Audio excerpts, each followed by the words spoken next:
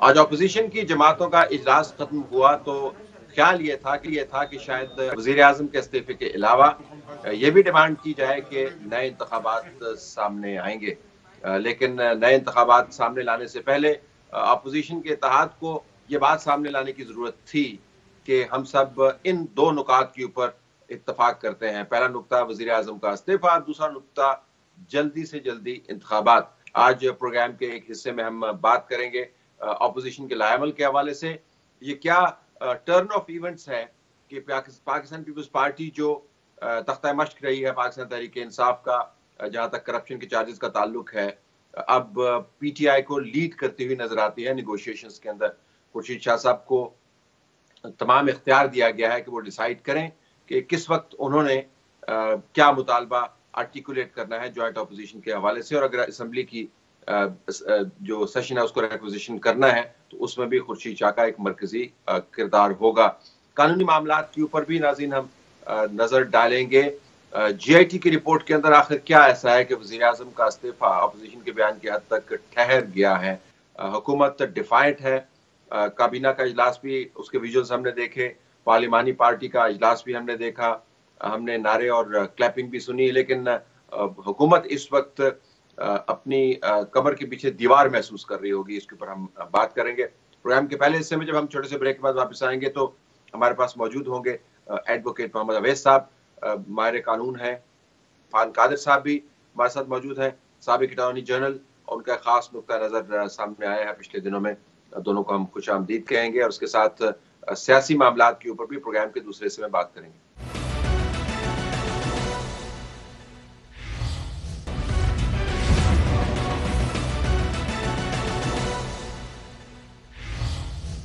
हम अपने दोनों मेहमानों का, जिनका तारुफ हम करवा चुके हैं, उनको खुशामदीद कहते हैं। अवैस साहब आपका भी शुक्रिया, इरफान कादिर साहब आपका भी बहुत शुक्रिया। Let me start with you Awais साहब, अगर ब्रीफली मैं आपसे पूछ पाऊँ, ये कहा जा रहा है कि वजीर आजम का जाना ठहर गया। अभी मैं आसमा जहांगीर साहबा का बयान पढ़ रहा था जिसमें उन्होंने कहा जी कि एक तफ्तीशी रिपोर्ट है और तफ्तीशी रिपोर्ट की बुनियाद पर एक मीडिया ट्रायल किया जा रहा है। तो मैं ये जानना चाहूंगा कि अभी ट्रायल की फेज से ये तफ्तीशी रिपोर्ट जो है वो कितनी दूर है और ये नतीजा किस बुनियाद पर अखज़ किया जा रहा है कि वज़ीर आज़म का जाना ठहर गया? जी देखिए, बात ये तो दुरुस्त शक नहीं है कि ये एक तफ्तीशी रिपोर्ट है।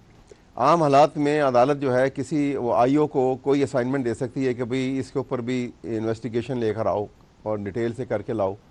यहाँ पर उन्होंने एक, आपने देखा कि फुल बेंच ने जब अपनी प्रोसीडिंग्स की थी और लार्जर बेंच ने, तो उसमें मेजॉरिटी डिसीजन से एक JIT जो है वो तश्कील दी गई और इसमें एक ग्रेट अपॉर्चुनिटी भी थी नवाज शरीफ एंड फैमिली के लिए। मैं समझता हूँ एक बहुत बड़ी अपॉर्चुनिटी थी कि जो चीज़ें वहाँ वो एक्सप्लेन नहीं कर सके थे या उनको समझते थे कि वक्त की किल्लत के बाद शायद वो वहाँ पे वो उनके डॉक्यूमेंट्री डिटेल्स प्रोवाइड नहीं कर सके थे।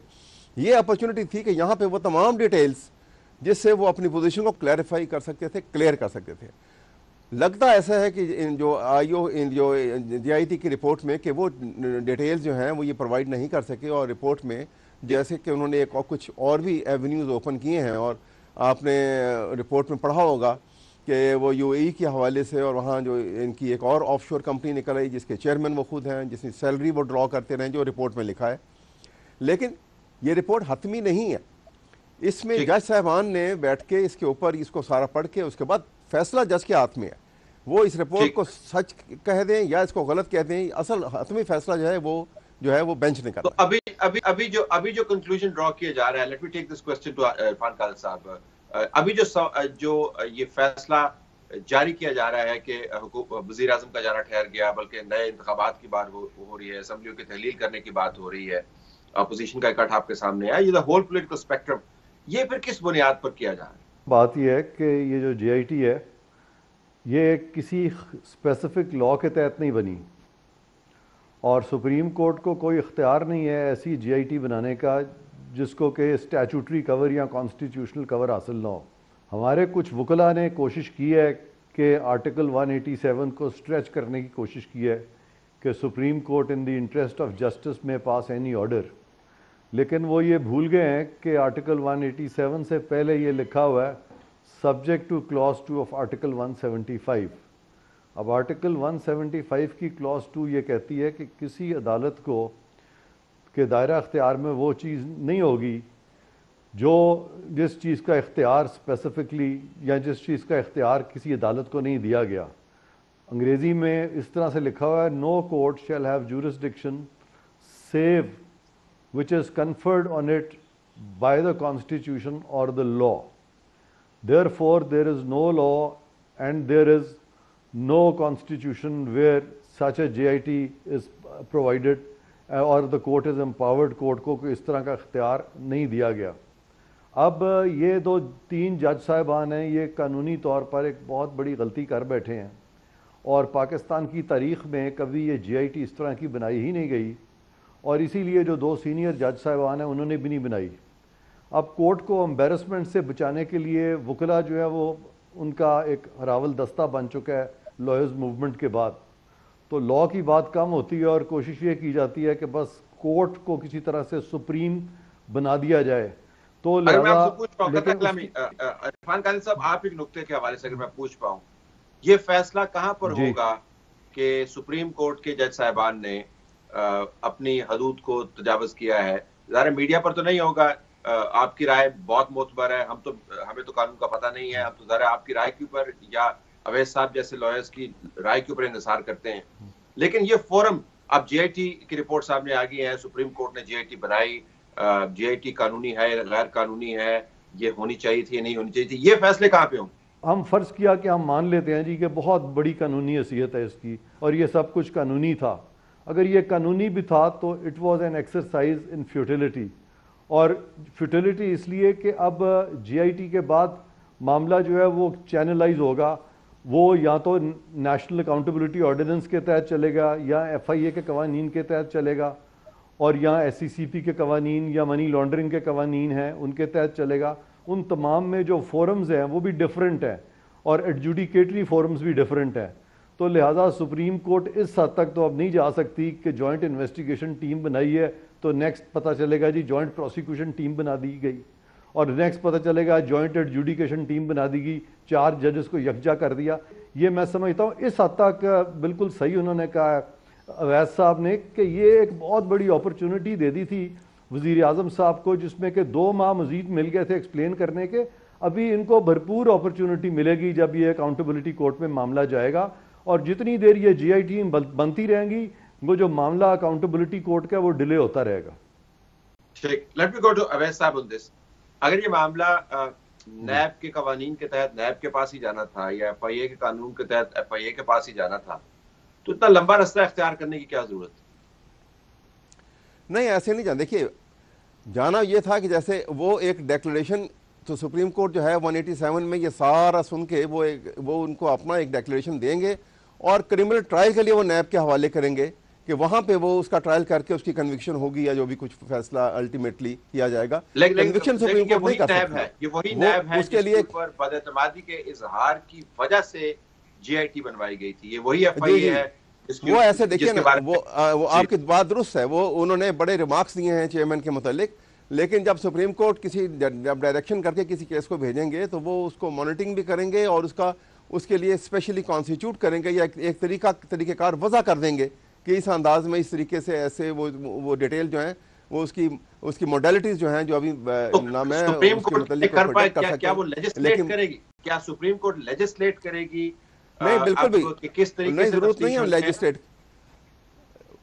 बिल्कुल लेजिस्लेट करने की जरूरत नहीं है, लेकिन वो सुप्रीम कोर्ट जो है उसको सर्टेन डायरेक्शन तो इशू कर सकती है, उसको मॉनिटरिंग भी कर सकती है, ये भी कह सकती है कि उसकी डिटेल भी वो देखी जा सकती है। ये तो जरूर कहेंगे कि वो इंडिपेंडेंट ट्रायल होगा वो, और उसमें आर्टिकल 10A की रिक्वायरमेंट को पूरे करते हुए वो ट्रायल होगा और होना भी चाहिए। लेकिन एक बात ये भी क्लियर कर देनी चाहिए कि ये जो JIT की रिपोर्ट है ये कमीशन नहीं है, ये कमीशन की रिपोर्ट नहीं है, लिहाजा ऑब्जेक्शन और काउंटर ऑब्जेक्शन और उसके ऊपर वो जवाबात और जवाबुल जवाब वो सिलसिले नहीं होंगे, वो सिलसिले नहीं होंगे। इरफान कादिर साहब, गो अहेड, योर टेक। बात यह है कि पाकिस्तान की तारीख में कभी किसी सुप्रीम कोर्ट ने 184(3) की एक्सरसाइज में कभी आज तक JIT नहीं बनाई, इसकी नज़ीर नहीं मिलती पाकिस्तान की तो क्या दुनिया की तारीख में नहीं मिलती।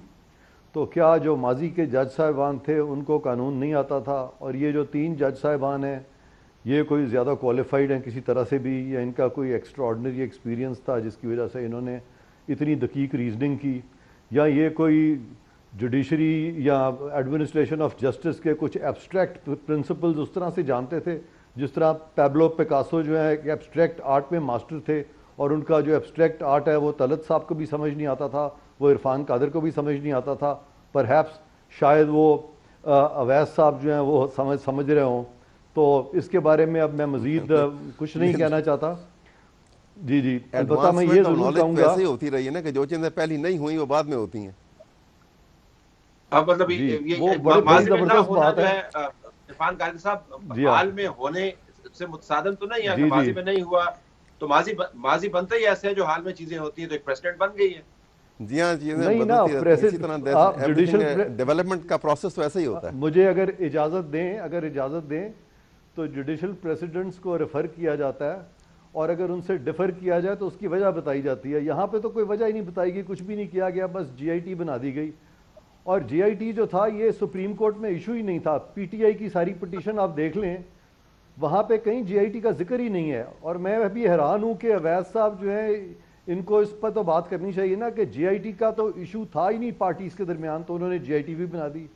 अब अगर हमने सिर्फ सियासत ही करनी है इन चीज़ों पे, लीगल इश्यूज़ पे, वो एक अलहदा चीज़ है, लेकिन अगर हमने फोकस करना है लॉ पे, तो कल को मुख्तलिफ हुकूमतें आएंगी तो फिर तो जुडिशरी जो है वो जो मर्जी आइंदा करेगी 184(3) के 187 के नाम पे, तो फिर तो सारा कॉन्स्टिट्यूशन जो है वो रिडंडेंट होकर रह जाएगा।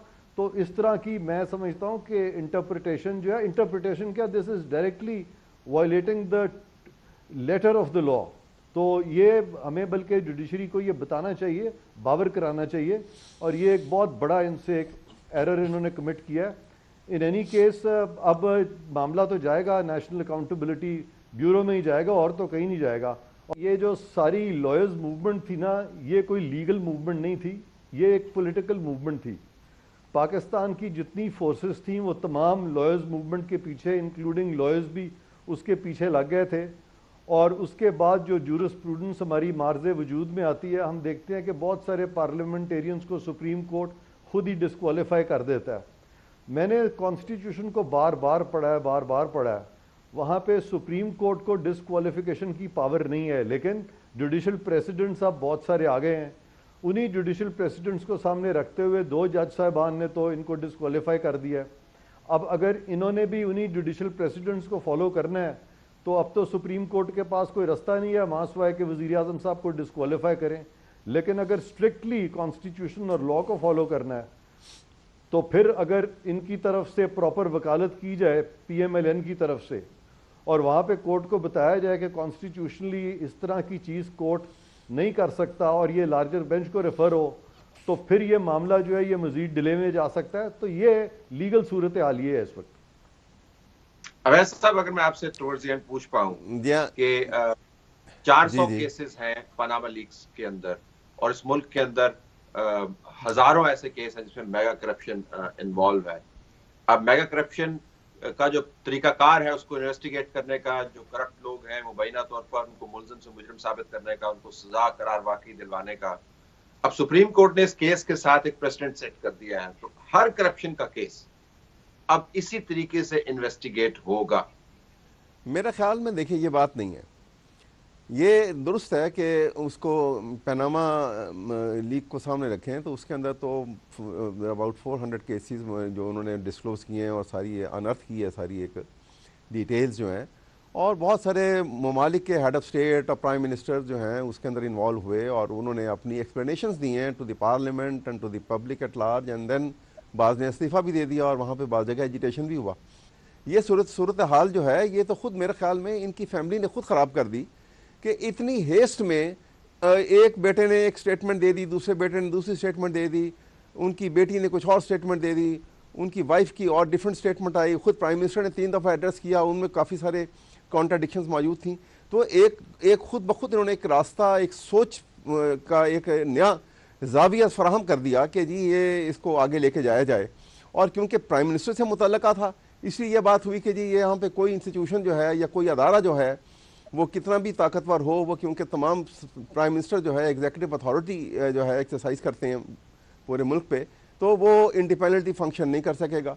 तो बात हुई पहले कमीशन की अपॉइंटमेंट की, उसके ऊपर वो आपको याद होगा कि वो उसके ऊपर TORs के ऊपर ही वो बड़ी डिटेल और डिबेट चलती रही और वो डिले करते रहे। अगर ये एक सही सोच से उस वक्त ही ये काम टेकअप किया जाता तो शायद ये नौबत ना पहुंचती। वो डिले की वजह से मामला इस हद तक गया कि वो 184(3) की पटिशन आ गई और उसमें दो सवाल थे जो अदालत के सामने उनके ऑब्जेक्शन भी लगाए गए कि जी अगर दो चीज़ें हैं, अगर कोई नेशनल इंपॉर्टेंस का मैटर है और वायलेशन ऑफ फंडामेंटल राइट है तो then matter can be taken up and then छोटे-छोटे दो सवाल एजुकेशन भी था। सवाल आपसे इरफान कादिर, छोटे-छोटे और एक ही सवाल है दोहराऊंगा, व्हाट नेक्स्ट? जी मैं आपसे अर्ज करना चाहता हूँ कि जो सूरत हाल इस वक्त है, अब तो मैटर जो है इसको कंक्लूड ही करना है सुप्रीम कोर्ट ने। आगे किस तरह से कंक्लूड करने के, it is difficult to precisely predict about it, लेकिन ये सूरत हाल ज़रूर है कि जो रिपोर्ट जो है वो बड़ी एडवर्स इफेक्ट्स के साथ सामने आई है। उसके ऊपर ये अब अपनी जो पटिशन जो है मिसलेनियस एप्लीकेशन इनकी भी आ रही हैं वहाँ पर। मेरा ख्याल है कि अदालत जो है इसको तवालत नहीं देगी क्योंकि पूरा मुल्क पैरालाइज हो रहा है, इकॉनमी जो है शटर हो जाएगी। आपने देखा स्टॉक एक्सचेंज का क्या हाल हुआ इसी तरह, और बाकी मामला जो हैं इंटरनेशनल अफेयर्स जो हैं उनके ऊपर इफेक्ट है। तो जितनी जल्दी से जल्दी इसको ख़त्म करना होगा। और इसका मेरा ख्याल है कि अब जो मुझे तो लगता है कि डाई इज कास्ट, हालात बड़े डिफरेंट सिचुएशन अख्तियार कर गए हैं। जी हाँ जी, इरफान कादिर साहब, द डाई इज कास्ट। जी अब मेरा जवाब यह है कि सारे केस का जो क्रक्स है, केस के एक हिस्सा जो है वो करप्शन के से रिलेट करता है, दूसरा हिस्सा जो है सादिक और अमीन डिसक्वालिफिकेशन से रिलेट करता है। पहले हम करप्शन के एस्पेक्ट को जल्दी से देख लेते हैं। जहाँ तक करप्शन के एस्पेक्ट का ताल्लुक है, वो मामला जो है अब सेक्शन 18 के तहत नेशनल अकाउंटेबिलिटी ऑर्डिनेंस के तहत चेयरमैन नैब के पास जाएगा। चेयरमैन नैब साहब GIT की रिपोर्ट को अप्रेज करेंगे। सुप्रीम कोर्ट को ऑलरेडी GIT रिकमेंड कर चुकी है कि यह मामला नैब को भेजा जाए, और सुप्रीम कोर्ट भी प्रॉबेबली उस सजेशन या उस रिकमेंडेशन पे चेयरमैन नैब साहब को यही सजेस्ट करेगा या रिक्वेस्ट करेगा कि आप इस सारी चीज़ को देखें, अप्रेज करें और लॉ के मुताबिक आप रेफरेंस फाइल करें। तो फिर चेयरमैन नैब साहब जो हैं वो रेफरेंस फाइल करेंगे और फिर ये मामला मंतकी अंजाम को पहुंचेगा। दूसरी बात डिसक्वालिफिकेशन की है, वो ऑलरेडी सुप्रीम कोर्ट बहुत सारे प्रेसिडेंट्स में डिसक्वालिफिकेशन डायरेक्टली कर चुका है। ये जजेस जो हैं आर्टिकल 25 के तहत अब ये सवाए इसके कि उन प्रेसिडेंट्स को फॉलो करें, इनके पास अब कोई ज़्यादा इतना कोई रूम रह नहीं गया। तो मोस्ट लाइकली ये कोशिश करेंगे कि किसी तरह कोर्ट की साख को भी बचाएं और ये डिसक्वालिफिकेशन की तरफ मुझे लगता है जाएंगे, क्योंकि ये जो वकला हैं ये इस पे आर्गूमेंट्स नहीं दे सकेंगे, क्योंकि ये जब से लॉयर्स मूवमेंट के बाद मैंने देखा है वकला लीगल आर्गूमेंट्स नहीं देते, वो कोर्ट की साख को बचाते हैं। तो वो कोर्ट की साख को अब भी मुझे लगता है बचाएंगे। बहुत शुक्रिया दोनों। मैं थोड़ा सा ऐड भी कर दूं इसके ऊपर। जी गो अहेड अवैस साहब। एक लफ्ज़ सिर्फ ऐड करना चाहूँगा कि ये सूरत हाल जो है ना, यहाँ पर जैसे इरफान कादिर साहब ने ये कहा है ना कि यहाँ पे सुप्रीम कोर्ट को इस बात का भी एहसास होगा कि अपनी करेंसी को जो बिल्कुल ख़त्म होती नज़र आती थी उसको भी उन्होंने कायम रखना है कौम के सामने। कौन सी करेंसी? मैं जो उनकी क्रेडिबिलिटी की जो क्रेडिबिलिटी सुप्रीम कोर्ट की जो है कि इंसाफ के तकाज़े पूरे करते हैं, वो उसके ऊपर बड़े एहतियात से चलना होगा। आप बोल रहे हैं, मैं पता नहीं आप उस करेंसी की बात कर रहे हैं। Thank you so very much Awais साहब और इरफान कादिर साहब। नाज़रीन, कानूनी और नीम सियासी मंजरनामा ये है, मुकम्मल सियासी मंजरनामा थोड़ी देर में पेश करते हैं।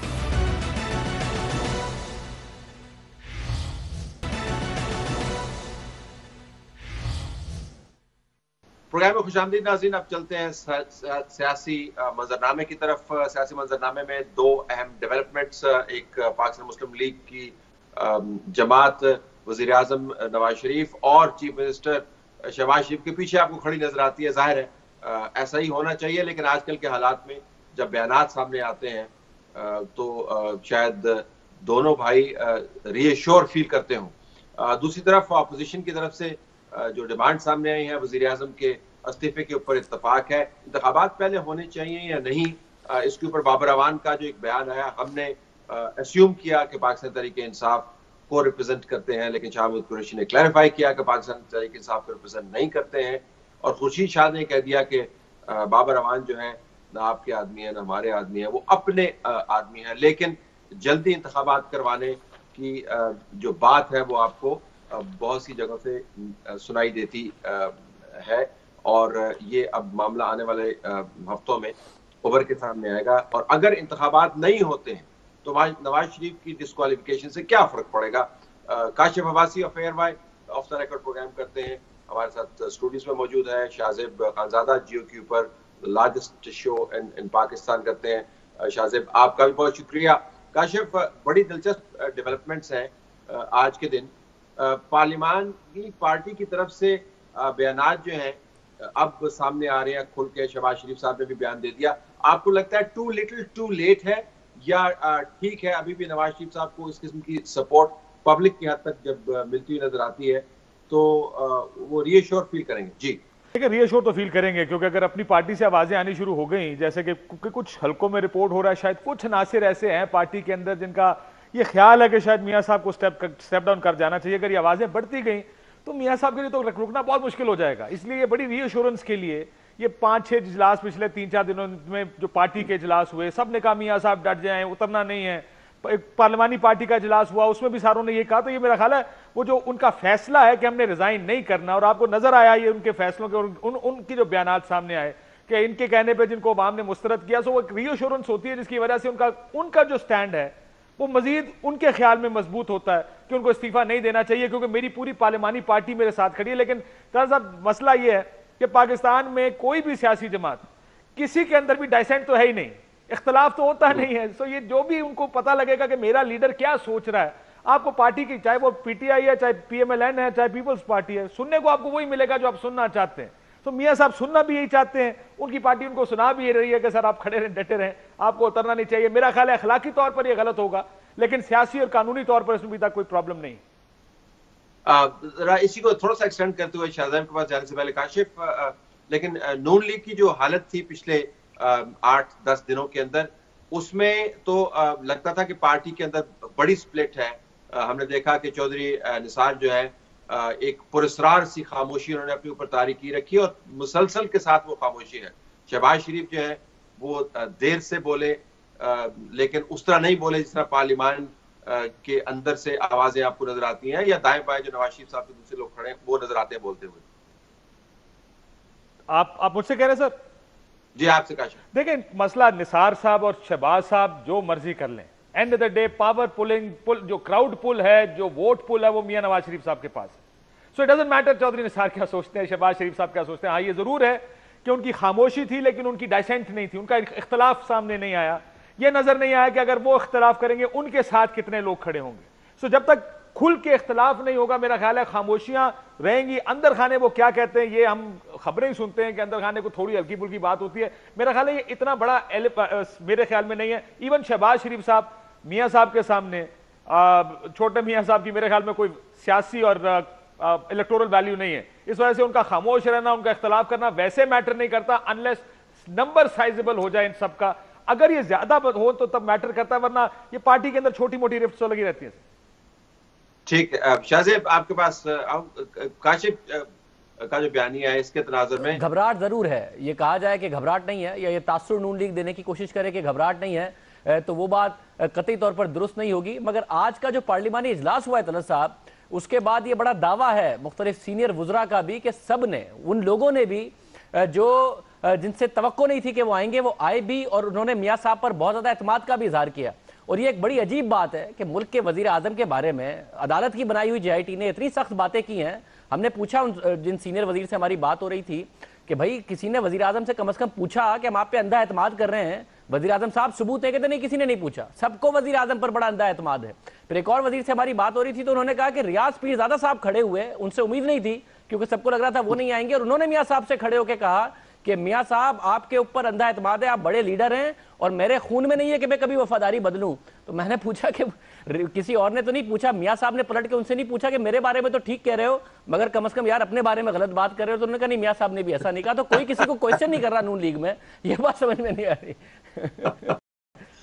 ये जरा मुझे सवाल काशिफ से भी करना है, लेकिन पहले आपसे कर लेता हूँ क्योंकि काशिफ का एक ताल्लुक बनता है। महर बुखारी के आपने ट्वीट्स देखे, महर बुखारी नवाज शरीफ के हल्के में थी, वहां पर जो जिस तरह अभी बात हो रही थी कि पार्लियामान के अंदर और इसके अलावा भी पार्टी के जो बड़े लीडर हैं वो उनके साथ खड़े हुए, सभी उनके साथ खड़े हुए हैं।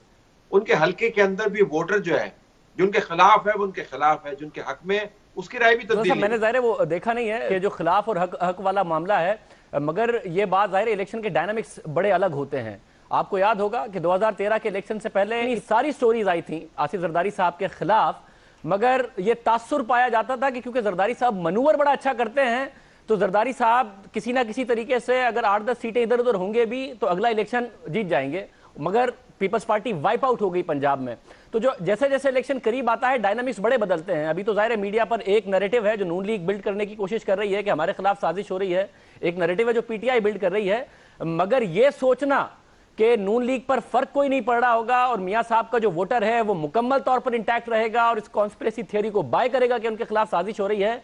जाहिर है कुछ चीजें ऐसी हैं जो जेआईटी के बारे में उन्होंने सवाल उठाए जिसमें बहुत सारा वजन है, जेआईटी के कंडक्ट में वजन है, जेआईटी ने जो जजमेंट पास किए हैं जिसके बारे में दिल चाहा जिसको चाहा झूठा कह दिया, बाकायदा तौर पर जजमेंट पास किए हैं, मगर जेआईटी ने यह गलत कहा यह साबित शरीफ खानदान को करना है और अगर नहीं कर पाए सुप्रीम कोर्ट में तो वोटर वैसे ही सोचता रहेगा उनके बारे में, अच्छा वैसे ही 1.5 करोड़ वोट उनको पड़ जाएगा।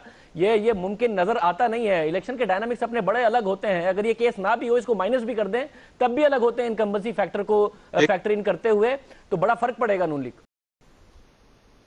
काशिफ महर कंस्टिट्यूएंसी के अंदर उनके ट्वीट सर आप रिफ्लेक्ट करें, क्या शो करता है? सर मैं पहला प्रोग्राम वैसे जब ये पैनामा आया था तो उधर से मैंने किया था, तो जो उनका मियां साहब का वोटर था भी उसका भी ख्याल था कि इसका एहतसाब होना चाहिए, जिसका जो इसमें है उनको पकड़ा जाना चाहिए, चाहे वो उनकी अपनी पार्टी से हो। और वो मेरा ख्याल है लोगों की ये सोच, लोग ये तो नहीं कहेंगे कि अगर चोर है तो नहीं पकड़ो, लेकिन शायद अगर वोटर एक आधे हल्के में है, I agree with Shahzeb, election के वक्त फैसला होगा। सर स्ट्रांग होल्ड सबके हैं, मियां साहब का ये स्ट्रांग होल्ड है, तो स्ट्रांग होल्ड में तो लोग अन्य बा पीर मानते हैं। हमारे मुल्क का मसला ये, हम जिसको पीर मान लें उसकी हमें गलती नजर नहीं आती, और जिसकी हमें गलती नजर आ जाए हम उसको पीर नहीं मानते सारी उम्र कभी। तो अब मसला है जिसने पीर मान लिया है उन्होंने उनको पीर मान लिया है। सो अब प्रॉब्लम ये इलेक्शन के टाइम देखेंगे आके कि कौन सा हल्का किस तरफ जाएगा। पंजाब बहुत बड़ा 148 सीटें पंजाब की, लाहौर मैटर करता है उसके अंदर, बट मैटर एक हद तक करता है, 18 सीटें उसकी लाहौर की। सो देखते हैं इलेक्शन में क्या था। लेकिन जो शाहजेब ने बात की बड़ी इंटरेस्टिंग बात है, ये जो वजीरों वाली है, वो सर हमारा कल्चर क्या है। वो मियां साहब को इन्होंने मंडेला से मिला दिया था, ये कहते थे मियां साहब आप मंडेला हैं, आप साउथ एशिया के सबसे बड़े लीडर हैं। वो ये कल्चर ही हमारा पाकिस्तान का। शुक्र करें अभी वो इस बात पे रुक गए हैं कि उन्होंने इससे ज्यादा तारीफ नहीं की। अगर ये तो डिवाइन ऑर्डर का माने किसी का, पता नहीं कहां से कहां ले जाए। जरा इसके ऊपर इंतखाबात और रेजिग्नेशन, अपोजिशन के अंदर से इंतखाबात की आवाज आई, लेकिन अब बताया गया कि वो बाबर अवान साहब की अपनी राय है। नवाज शरीफ अगर डिस्क्वालीफाई हो जाते हैं और पंजाब के अंदर शहबाज शरीफ अपनी मुद्दत पूरी करते हैं और यहाँ पर एक और वजीर आजम आ जाता है, काशिफ आपके ख्याल में कितना बड़ा सेटबैक जेन्युइनली होगा? सब चीजें इंटैक्ट हैं, सिर्फ मियां नवाज शरीफ जो है वो जाहिर नहीं है और उनका ट्रायल हो रहा है और वो पीछे से बैठ के डोरे हिला रहे हैं। फायदा है सर, मुझे फायदा नजर आता है। देखिए आज आप भी बात कर रहे हैं, हर चैनल पे बात हो रही है, हर चैनल पे बात क्या हो रही है कि प्राइम मिनिस्टर को रिजाइन करना चाहिए या नहीं। जब आप रिजाइन की बात करते हो तो आगे से पूछता क्यों रिजाइन करना चाहिए, पूरी चार्जशीट सामने आती है, उन्होंने ये सारा कुछ किया। आप डिसएग्री करें जेआईटी से, आप कहें उसके चंद नुकात गलत हैं, लेकिन अगर आप उस पूरी जेआईटी को पढ़ो तो बहुत सारी चीजें ठीक भी लिखी हुई हैं। उसमें ये बताया, एक एक ट्रेल बताइए आपके पैसे किधर से शुरू होते हैं किधर जाते हैं, जिसका जवाब आपको देना है। अगर आप वजीर आजम रहेंगे आपको रोज इस तनकीद का सामना करना पड़ेगा। आपका वोटर या वो न्यूट्रल वोटर वो रोज बैठ के देख रहा है कि आपके जो खराबियां हैं आपके बिजनेस में, आपके बच्चों के जो पैसे हैं किस तरह रोटेट हुए, किस तरह मल्टीप्लाई हुए हैं, वो रोज टीवी पे आती है। आप वजीर आजम रहेंगे ये रोज होगा, आप हट जाएंगे वो खत्म हो जाएगा। क्या किसी के पास क्या जवाब रह जाएगा सवाए इसके कि वो रेगुलर रिपोर्टिंग हो उसके ऊपर या रेगुलर प्रोग्राम का एनालिसिस हो। मुझे लगता है मुस्लिम लीग नून को फायदा है इस चीज का, आपको अपने प्रोजेक्ट खत्म करने का मौका मिलेगा, क्रिटिसिज्म आपके ऊपर से उतरता है, आप मॉरल हाई ग्राउंड लेते हैं, आप वापस आके कहेंगे देखें जी मैं, अगर आपका नाम क्लियर हो जाए, मुझे मुश्किल लगता है लेकिन अगर आपका नाम क्लियर हो जाए, आप वापस आके कहेंगे मैंने वो काम किया जो जमहूरियतों में होता है। आप जमहूरियत का नारा आराम से मार सकते हैं। अगर आप इसी तरह बैठ जाएंगे और ये कहेंगे जी मैं नहीं मानता किसी की, तो फिर नहीं मानता तो वो तो शैतान ने भी अल्लाह ताला की नहीं मानी थी सर। पर मसला ये है कि फिर ना मानने का तो मैं ना मानू वाली तो उसका सोल्यूशन कोई नहीं है किसी के पास। मुझे फायदा ही फायदा नजर आता है, मुझे नुकसान कोई नहीं नजर आता, क्योंकि आपको वो 8-10 महीने की स्पेस भी मिल जाती है बड़े आराम से। शाहजेब, ऑपोजिशन क्या अगर सिर्फ एक मैं कह सकूं कि अगर फायदा नुकसान ना भी हो, पीएमएलएन को जो काशिफ अब्बासी साहब कह रहे हैं, जाहिर इस बात में बड़ा वजन है, मगर मुल्क के फायदे का बड़ा मसला है। मियां नवाज शरीफ साहब ने कराची पैकेज अनाउंस करने के लिए आना था, कराची नहीं आए। मियां नवाज शरीफ साहब की पिछले एक हफ्ते की सारी मीटिंग, सारी मुलाकातें अपनी जात के हवाले से हैं, पाकिस्तान के दूसरे मामलात के हवाले से नहीं है। फॉरेन पॉलिसी में पहले आपकी आदि थोड़ी बहुत चलती है, फॉरेन पॉलिसी के मामलात आप कैसे देखेंगे? पाकिस्तान के लिए इलेक्शन ईयर बहुत ज्यादा अहम होता है, नून लीग के ज्यादातर प्रोजेक्ट्स ने मेन स्ट्रीम में आना है। मियां साहब क्या फोकस कर पाएंगे बतौर वजीर आजम? पाकिस्तान के लिए बड़ा मसला है कि मियां साहब की सारी तवज्जो अपने मामलात पर है, ना कि पाकिस्तान के मामलात पर। लेकिन वो तवज्जो अब वो खुद सीट छोड़कर ज्यादा कर सकते हैं या सीट पर रह के ज्यादा कर सकते हैं, ये इशू है। अगर कोई और प्राइम मिनिस्टर हो, एहसन इकबाल साहब हो या कोई और हो, तो वो कम से कम तवज्जो दे सकेगा। एहसन इकबाल साहब ने भी ये सारे मामला सीपैक के और सारे देखे हैं, दूसरे वुज़रा ने देखे हैं, कम से कम वो फोकस कर सकेगा। मियां साहब 3 महीने बाद अगर नाम उनका क्लियर होता है, वापस आ जाए, इतनी मेजॉरिटी है और बड़े जबरदस्त तरीके से वापस आ सकते हैं। अब आपने शाहजेब एहसन इकबाल का नाम ले लिया, अब वो तो नहीं बनेंगे। ये तो पाकिस्तान की रिवायत है जिसका फिर इजाजत है, 2-3 नाम मैं भी ले लेता हूं, ले देता हूं। अगर काशिफ अब्बासी साहब ने लिया फिर वो यकीनन नहीं बनेंगे, इसलिए आप ले दे। जरा इसके ऊपर जरा ऑपोजिशन की स्ट्रेटजी पर बात करें शायद थोड़ी सी बिफोर अगोट काशिफ, आपको क्या लगता है कि तगड़ी स्ट्रेटजी है पीपल्स पार्टी जो है वो लीड करती हुई नजर आ रही है? ये जरा अनहोनी है पाकिस्तान की सियासत की, करप्शन बदनवानी के मामले के ऊपर पाकिस्तान तहरीक इंसाफ और पीपल्स पार्टी इकट्ठे खड़े हैं, पीपल्स पार्टी लीड करती हुई नजर आ रही है। जी शाहजेब, मुझसे पूछा है जी शाहजेब। ये जाहिर है एक अनहोनी सी बात है कि अब सिंध के मामलात ऐसे हैं कि आज शाह महमूद कुरैशी साहब और खुर्शीद शाह साहब साथ खड़े थे एक ऐसे वक्त में जब पाकिस्तान पीपल्स पार्टी ने जो वाहिद कानून है सिंध में करप्शन को कर्टेल करने का, क्योंकि एंटी करप्शन डिपार्टमेंट की तो कोई कारकर्दगी है नहीं जिसको कानून दे रहे हैं, वो नैब का कानून उन्होंने खत्म किया है और आज गवर्नर ने उसको वापस भेजा है कि भाई ये कानून आप नहीं खत्म कर सकते, आपकी प्रोविंशियल असेंबली नहीं कर सकती। मगर ऐसे वक्त में पीटीआई को के साथ खड़ी थी पाकिस्तान पीपल्स पार्टी। जाहिर है ये इस मुल्क की किस्मत है, मगर ऑपोजिशन पीपल्स पार्टी कितना भी एक्ट कर ले इस वक्त लीड करने का, तलत साहब जो मिसिंग द बोट वाला मामला है वो है पीपल्स पार्टी के साथ इस पूरे पैनामा इशू में। पार्लियामेंट में नहीं उठाया, सड़क पर नहीं उठाया, अदालत में नहीं फॉलो किया, जीआईटी पे नहीं फॉलो किया, कहीं पर फॉलो किया नहीं है। तो पाकिस्तान तहरीक इंसाफ इस वक्त एक मूवमेंट बनाने के लिए पीपल्स पार्टी को इस्तेमाल कर भी रही है। तो बड़ा वाज़ेह है कि जब इस केस में सब कुछ बुरा हो रहा था और बुरा हो रहा है पाकिस्तान मुस्लिम लीग नवाज के लिए, उस वक्त भी नून लीग से कोई नहीं छोड़ के गया है, पीपल्स पार्टी से लोग छोड़ के जा रहे हैं। परसों भी 2 शमूलियतें साबिक एमएनएस की, पीपल्स पार्टी की पाकिस्तान तहरीक इंसाफ में हुई हैं। तो यह बात बहुत वाज़ेह है कि नून लीग कमजोर हो रही थी, तो नून लीग से पहले पीपल्स पार्टी टूट रही थी। पीपल्स पार्टी नहीं इसका फायदा उठा पाएगी, बेशक कितना भी एक्ट करे। पीटीआई को फायदा इस वक्त के एक यूनिफॉर्म प्लेटफॉर्म दे, पीपल्स पार्टी को फायदा है कि पीटीआई के साथ खड़ी नजर आए, मगर लगता नहीं है कि वोटर ये बात बाय करेगा कि पीपल्स पार्टी करप्शन के खिलाफ खड़ी है। Towards the end Kashif, your take, Peoples Party जो है इस तमाम मामले को लीड करती हुई नजर आ रही है, पीटीआई के साथ खड़ी हुई है। अगर ये बदनवानी के खिलाफ तहरीक चलेगी तो कैसी हैरत अंगेज तहरीक होगी? इंटरनल फाइट बहुत, सबसे पहले तो आपस में लड़ेंगे सर। 2 चीजों का अगर इजाजत दें ब्रीफली मैं भी इस पे ऐड करना चाहूंगा। एक तो नून लीग कोई छोड़ कर नहीं गया, ये पहली बात की। देखिए पाकिस्तानी पॉलिटिक्स बड़ी इंटरेस्टिंग और डॉजी पॉलिटिक्स है। अभी तक जो लोग, आपको यकीन दिलाता हूं, जो आपने नाम कुछ लिए हैं, पीरजादा साहब को देखिएगा 2002 में वो किसके साथ हुकूमत में बैठे हुए थे और वो उस टाइम भी वजीर थे। ये जिस टाइम हुकूमत हिलती है और गिरने का वक्त आता है और उनको ये लगता है कि ये वापस नहीं आ सकती, तब फैसला होता है, तब टांगे कांपती है लोगों की, तब लाइनें लगती हैं, लोग पार्टियां छोड़ के भागना शुरू करते हैं। अभी तक भी लोग बैठ के फैन सिटिंग कर रहे हैं। उस बात से बिल्कुल ठीक है। अभी तक भी लोग फैन सिटिंग देख रहे हैं कि हालात किस तरफ जाते हैं, उनको अर्जेंसी कोई नहीं है। मेरा नुक्ता यह था कि ऐसे वक्त में कि जब लोग नून लीग का मुस्तकबिल देख रहे हैं, और बिल्कुल आप ठीक कह रहे हैं, ऐसा ही होगा अगर मियां साहब के खिलाफ फैसला आ गया, उस वक्त में भी पीपल्स पार्टी में नहीं रुक रहे, उस वक्त में भी पीटीआई को ज्वाइन कर रहे हैं, यानी पीपल्स पार्टी से उम्मीद नहीं है इन पंजाब। मेरा मसला ये एक चीज ऐड कर दूं इसी में, लेकिन नवाज शरीफ के साथ जो हो सकता है मुमकिन तौर पर वो अपनी जगह पर, क्या हुकूमत गिरेगी या नहीं गिरेगी? वफादारियां तब तब्दील होगी जब हुकूमत के गिरने का खदशा हो। बिल्कुल, जब हुकूमत गिरेगी और अगर प्राइम मिनिस्टर खुद भी गिरे, अगर वो नाहल होते हैं और उनको लगता है कि अब वापसी मुश्किल है, अब हुकूमत नहीं बना सकते, तब लोगों को फैसले करने पड़ते हैं वो भागने का, किस पार्टी में जाएं, अगली हुकूमत। क्योंकि देखिए, मैं अभी किसी बड़े सीनियर लीडर से ही बात कर रहा था मुस्लिम लीग नून के, मैं कहा यही लोग मुशर्रफ साहब के साथ खड़े होकर आपको गालियां निकालते थे, आपने इनको अपनी फ्रंट लाइन और फर्स्ट लाइन ऑफ डिफेंस बना लिया है। उन्हें पता है मैंने बिकना ही बिकना है, मुझे इसने भी लेना है, मुझे उसने भी लेना है। आज इधर से निकल के इमरान खान साहब के पास जाएंगे, देखिए सारी पार्टी उनके पास खड़ी है। यहां से निकल के पीपल्स पार्टी, जिन लोगों ने पीपल्स पार्टी को पेट्रियट हुब्बुल वतनी के नाम पे छोरे घोंपे थे, आज वो पीपल्स पार्टी के साथ खड़े। ये पाकिस्तान की सियासत है, पता नहीं कौन सी बात करते हैं। ये सियासत जब तक तर्ज से सियासत नहीं बदलेगा नहीं होगा। और आखिरी जुमला आपकी पीपल्स पार्टी पे कर दूं, उस दिन जरदारी साहब दुबई जाने से पहले एक तकरीर कर रहे थे, मुझे बड़ी हंसी आई।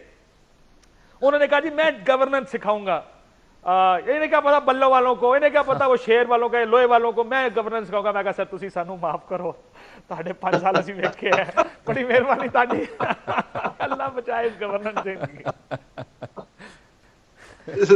This is too funny and sad at the same time. Kashif बहुत शुक्रिया आपका, शाहजेब बहुत शुक्रिया आपका भी। नाज़रीन, आज के प्रोग्राम में हमारी तरफ से यही कुछ इजाजत चाहते हैं। अल्लाह हाफिज।